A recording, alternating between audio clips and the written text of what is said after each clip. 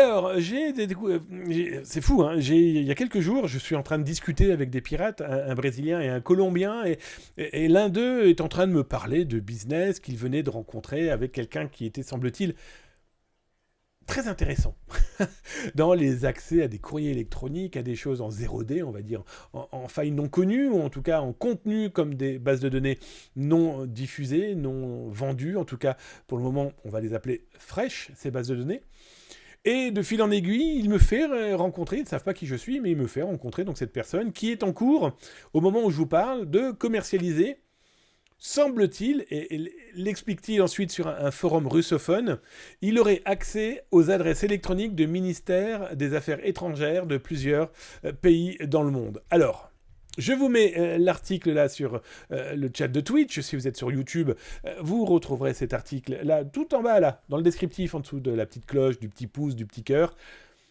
Ce qui est intéressant, c'est que ce gars explique qu'il a la possibilité d'accéder aux adresses mail de plusieurs ministères des Affaires étrangères qui sont, soyons très honnêtes, des secteurs très sensibles, quel que soit le pays, parce que ce contenu-là, eh bien, et parle de politique intérieure-extérieure, peut parler aussi de rencontres entre différents pays belligérants, hein, qui peut-être essayent de réfléchir à une paix, en tout cas à des accords de paix. Bref, ce pirate informatique dit très clairement, ben voilà, moi je vous vends ça pour 750 000 euros. 20 bitcoins. Ce qui est très intéressant, c'est que on le paye pas lui directement. On passera par un escroc. Un escroc, c'est quoi? C'est pas l'escroc, celui qui va vous voler. Hein. L'escroc en anglais, E-S-C-R-O-W, c'est le banquier. Grosso modo, quelqu'un a reçu les informations. Lui, ce banquier va recevoir l'argent. Une fois que l'acheteur a reçu le produit acquis, le banquier va verser l'argent donc à ce vendeur. Ça vous montre un petit peu la tentative de convaincre de la fiabilité de ce pirate informatique, du fichier, hein, en tout cas des informations qu'il tente de vendre.